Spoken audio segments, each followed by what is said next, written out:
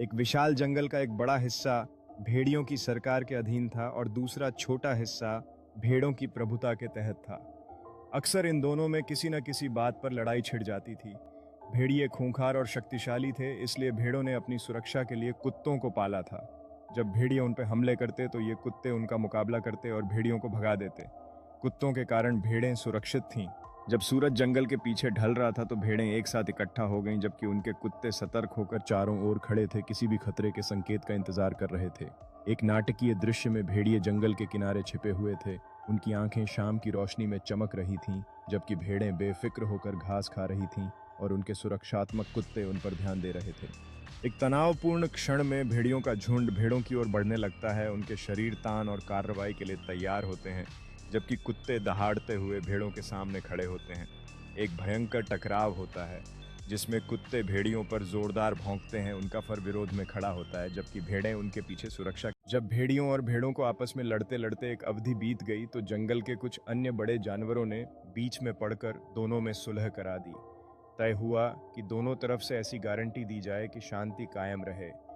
भेड़ियों ने प्रस्ताव रखा कि वे अपनी जान से ज्यादा प्रिय बच्चों को गारंटी के रूप में भेड़ों के सुपुर्द करेंगे और भेड़ें अपने कुत्तों को हमारे हवाले कर देंगी।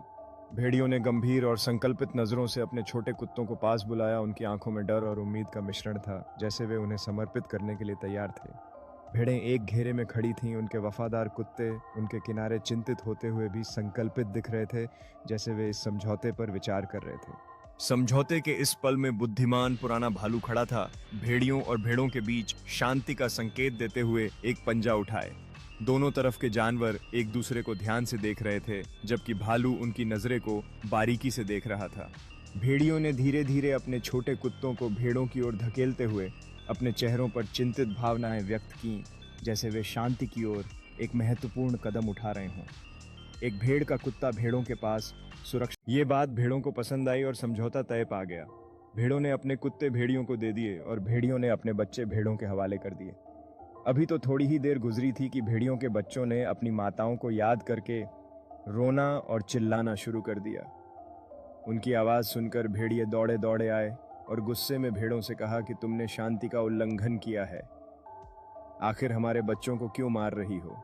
भेड़ों ने डरते हुए एक दूसरे की ओर देखा और निर्भीकता से कहा कि हमने सिर्फ अपने बच्चों की देखभाल की है।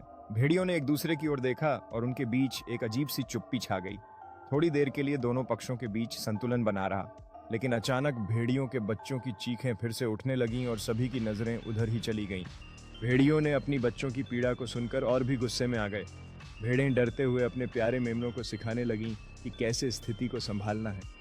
तभी एक बुद्धिमान वृद्ध भेड़ ने आगे बढ़कर कहा, हमें संवाद करना चाहिए, न कि लड़ाई में फंसना चाहिए। भेड़ियों ने थोड़ी नरमी से भेड़ के शब्दों को। भेड़ों ने एक जबान होकर कहा, नहीं जनाब, ऐसा नहीं है, ये तो खुद ही चीख पकार कर रहे हैं। उन्होंने हमारी नींदें हराम कर दी हैं। भेड़ियों ने चीख कर जवाब दिया, ये कैसे हो सकता है? ये तो जब ही चीखेंगे जब उन्हें तकलीफ पहुंचाई जाएगी। ये कहकर उन्होंने फौरन समझौता तोड़ दिया और मिलकर भेड़ों पर हमला कर दिया। कुत्ते उनके पास नहीं थे जो उनकी सुरक्षा करते। जरा सी देर में भेड़ियों ने सारी भेड़ों को मारकर खा लिया। जैसे ही भेड़ियों ने हमला किया, भेड़ें डर के मारे इधर उधर भागने लगीं। डर और बेचैनी का माहौल था। हर भेड़ अपनी जान बचाने के लिए दौड़ रही थी। भेड़ियों ने उनकी कमजोरियों का फायदा उठाया और कुछ ही क्षणों में उन्होंने अपनी भूख मिटाने के लिए भेड़ों पर हमला कर दिया। एक अकेली भेड़ दूर खड़ी थी, डर से कांपती हुई अपने साथियों को भेड़ियों का शिकार होते हुए देख रही थी। उस पल में भय और निराशा का एहसास हो रहा था।